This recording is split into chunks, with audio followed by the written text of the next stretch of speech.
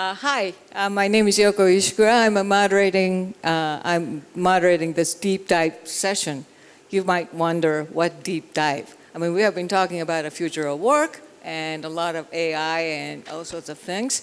But we want to just deep dive, explore a little bit more about the gig economy. You might have heard gig economy quite a bit. And that is very much based upon the temporary work and things like that. So we have two distinguished guests, and they'll be talking about their experiences of gig economy and how the future of work is related to. And so let me introduce a couple of two distinguished guests.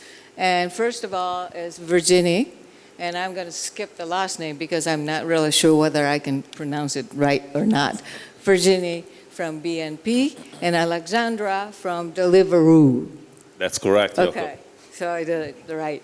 Okay, first of all, let me ask Alessandra.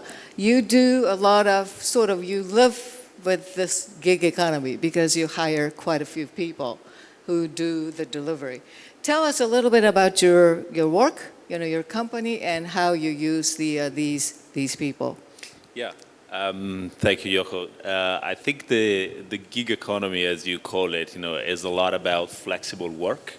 This is really how I would characterize, the type of work, that our riders, the people, that go and pick up, the food from restaurants, and deliver to the consumers do. Just so that, everybody knows, these are often people that do deliveries with us, not as a main job. They do it, on the side. They work, for multiple platforms. Often they're actually students. So what they really want, and this is very important, in the gig economy, is flexibility.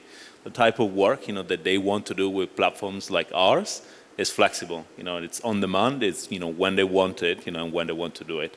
And for us, it is obviously very important, to provide this flexible, to the riders, to the riders that want to work with us. But at the same time, what is really important and what we really, as a company pride ourselves a lot in is actually leading, and paving the way into not only giving flexible and well-paid work to riders, but also in giving riders more security. I'm actually, really pleased, to tell you that today we have announced, the introduction of a new pay insurance scheme, for our riders. It's our sick pay, which means that, in addition to the insurance, that we as a company, introduced as an innovator for the first time, back in 2017, that covers, accidents and injuries, that rider might suffer whilst doing their work. We have today introduced also a new insurance scheme, which is market leading and it's completely free for riders, where riders, would get, sick pay, when they're off of work, if they're sick. Okay, great. So you offer a lot of flexibility work and to a lot of new group of people. And we'll get to a little bit more of, what are the disadvantages? What are the issues around it? Mm-hmm. But before we go into that, let me ask Virginie, you work for you are an HR person for the big corporations. Does gig economy or temporary work type of things affect your workforce plan? The concern for us is a bit different, as we have 200,000 employees with 72 different countries. And the main concern is to keep employability and also adapt to a changing world. So we have to be flexible, we have to adapt, but we want to keep the people within the company. So we have to work on how to be proactive and understand what is at stake for the futures in terms of skills, in order for people to give perspective to people. Okay. I think one of the things about the flexible work or gig economy is the advancement of IT and online and things like that, so that you can do the matching between the people and the job. Otherwise, we would not be able to do that. But at the same time, I think Virginie, you're talking about you need sort of new skills. And digitalization and IT and all those things, and data scientists and things like that are definitely the type of skills that are going to be needed. So are you particularly focusing on that kind of thing, or do do you sort of, how do you make sure that your people are employable? What we did is we worked, HR and business top managers together to identify what would be the key skills for the future to achieve our business strategy. That was the first input, and so, because nobody knows what the future will be, so we decided to take option and to focus on what would be key to achieve our objective. So on one hand, we did that, and on the other hand, we asked all our employees to self-declare their skills, so we could have a fair view, on one hand, what would be the skills for the future, and on the other hand, what skills were present within the company. And to answer your question, we have, of course, new skills such as digital, but we have also soft skills that are very key. And I think very key to be adaptable is to be able to do some active listening, to be proactive. It's as key as to have, I would say, more technical skills. I see. Let me just ask a little tricky question. How do you feel if some of your employees, Virginie, start working for like Alessandro's company? Do you allow them to do that? It's a bit difficult because we are a bank, so we have, we have some standard regarding regulation, but what we encourage is people to work for other company within our company.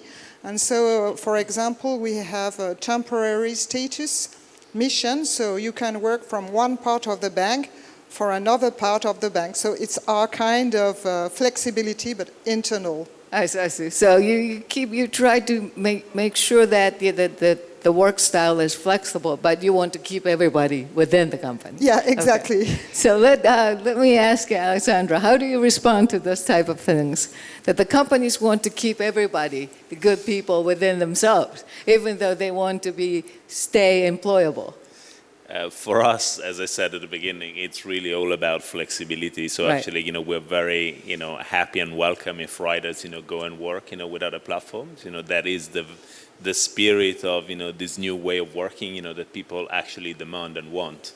And really, our goal is, to make sure that, we continue to, make the riders, that work with us happy whilst, they work with us. And at the same time, we as a company have a responsibility to continue to sort of lead, the discussion and the debate in how we allow new workers like our riders, to be able, to do this kind of work, but at the same time, to have the security, that they deserve, for the work, that they do with platforms like ours. I think one of the issues which is often discussed is that, yes, they will have flexibility, which is great. And I think you offer the job to the new group of people who may not be able to work full-time, sort of a fixed type of schedule. But at the same time, how about, you mentioned security, but if I remember that, I remember the survey, result of the survey saying that the freelancers love flexibility, but at the same time, they're quite insecure about security. Mm-hmm. So how do you see it as an issue, or? And I think one of the things that you're doing is trying to give some security while keeping the flexibility. Yes, no, we very much see that, as something that as a company we need to act on, in this new way of working and in this sort of on-demand economy. And like I said earlier, we have been innovating a lot in the space. In 2017, we first introduced, an insurance, for accidents and injuries, for riders, that suffer such accidents whilst working with us, whilst being on the road. We also, like I said earlier, introduced today this new sick pay for riders. And I think, for us, it is really important, to continue to, work, with, other companies, and work, with regulators, to make sure that in the on-demand economy, people that work flexibly, which is what they want to do, have the ability, to be offered, such benefits, without necessarily, having the counterbalance of being reclassified as employees, which is not what they want, because the starting point is that, they want to work flexibly. I think one of the issues about the gig economy of flexible work is like a regulation. Some countries don't allow. I mean, they say this is the full-time kind of thing. So the companies need to be much more responsible for keeping, the right things, benefits for the employees. But do you come across with that at all? I think we come across, multiple types of countries, multiple types of regulators, and I think, that we are seeing, actually just in our neighboring country today, we're in Monaco, but France is Yes. just a few steps away. A country like France, that interestingly has, a lot of, history, with social security, and with issues, around work, that is actually, positively embracing, what is happening in this new way of working in the on-demand economy, and is pushing forward, through a mobility bill, a charter that would actually enable companies like ours, to offer riders, securities and benefits that they want, whilst working flexibly, without, being reclassified as employees. So we're actually seeing, positive engagement, by countries like France, that are really paving the way for, how regulators will in the future embrace, this new way of working, which is very much a reality of today. I see. Just to talk a little bit about myself, I'm from Tokyo, Japan, and Japan is sort of in between these two. A lot of companies want to keep good people within, and they want to train them, they want to develop them, and that's the main thing. They hire right at the time of the graduation from college, they develop and they train, and they keep them forever, kind of things. So there isn't that much of a flexibility. Once you leave, you're sort of dead so far. Even though we are not quite sure whether we can continue that or not. And there has been a lot of things about the labor management and recruiting, whether that's going to be disrupted or not. And I myself am a freelancer, so I love this flexible work style. And at the same time, I've been doing it for a while, and I have some experiences. But at the same time, I did work for the company for a certain period of time as well. So I know what it's like to leave that in terms of the stability and security. So it's very interesting. And my question is whether this type of thing will ever converge, or is it going to be like a divide between the two different types of work style? Do you understand what I'm saying? Yeah. I think, for example, in terms of new ways of working internally in BNP Paribas, we have a point about remote working, because it's something coming very general now. People working from their home, and they ask for flexibility as well. So I think on some items it will be quite the same, because people will ask for flexibility, and they will ask to be adaptable and to be proactive. Then there is some expertise we need to have internally, and so we need to have long-term commitment to build this expertise. So this may be the difference. I see. What about you, Anne? I think that there are a lot of people that want flexible work, and at the same time, there are other people like, your employees, Yes. that want to work, for banks, and have these kind of jobs. I think, those are different people, that want different things. And for us, as a platform, really, the important things, is to work, with our constituents, and riders, are obviously a key one of them, and make sure that we can continue to provide what they're asking for, and in the case of those people, which, like I said, are often people that do different jobs, a lot of the times, they're actually students, that do those kind of jobs, like, to obviously earn some money. Flexibility is really, what they're asking for, and as a platform, we match supply and demand. Great. And, we give them what they want. Okay. Well, one of the things about the related to the jobs and the work of future of work is lifelong learning. So you need to keep on learning, Yep. and I think that's what Virginie Yep. mentioned. How do you make sure that the people that work for you, Alessandro, Yep. keep on learning? Yep. Do you have any incentive from the Yeah, company? we do actually. We established something that we call the Rider Academy. So we provide to our riders, access, to a number, hundreds of online courses, and tutorials, they can, that they can benefit from, to continue to evolve as individual, to continue to evolve as independent workers, and potentially, get them all the way, into becoming an entrepreneur and a self-starter of their own. And in that respect, we also have, another very interesting initiative. We established, something that we call the big pitch. So we encourage riders, to come up with some of their own entrepreneurial ideas, and we provide some business mentoring to them, to the best ideas that come up amongst the rider community, and we facilitate the connection of these ideas and these riders with actually leading investors, leading venture capitalists that clearly as a company we're connected with. So we do take a lot of pride and put a lot of effort into making sure that our riders not only find the flexible well-paid work with security that they want to have from us, but that they also have access to opportunities of learning, to opportunities of development, all the way into opportunities to seeing a path to become an entrepreneur themselves. I see. What about you, Virginie?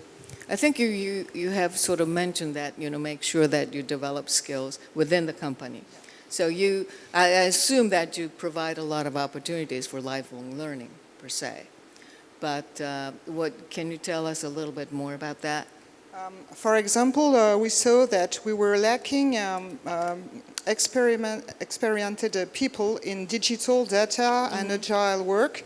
So, and we wanted to have them right now. So we created an internal academy where people can graduate through upskilling or reskilling program and get an internal certification on this job. And everybody's happy because we have people we cannot find on the market today.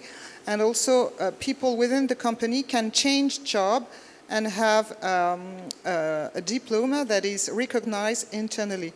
So something that is a very win-win deal. I see. For both the company and for the employees. I see. Is there the difference in terms of the generation, the age group? The younger people want to have much more flexibility, whereas the older generation is much more sort of going for the security. Do you see any of that? I can speak, for the age groups, and the demographics, of the people that want to ride with us. They tend to be, on the younger side. They tend to be, like I said, often students. So young companies, that are looking, for that type of flexible work. But we have seen, a number of riders, that are actually, even older. So I think, it's more distributed, than one, could think. I see. You don't see too many. Well, the point for us is really to give perspective, whatever the age, I think, because people are committed to the company and we want them to be engaged. And so at some point we need to give perspective and sense to have a meaningful job for the future. That's the point. Okay. The more I hear about these two approaches, the more I feel that there seems to be a little bit of convergence, in the way, and you can't really tell which is which. And it's just a matter of, which one do you want to go for at this time of your sort of career, it seems like. But I think there is a great potential for both type of companies, and as long as you are learning all the time and you have an opportunity to do that, I think that will be great. And flexibility and security not necessarily is a trade-off. I think that's one of the messages that coming from this session. Yoko, thank you so much.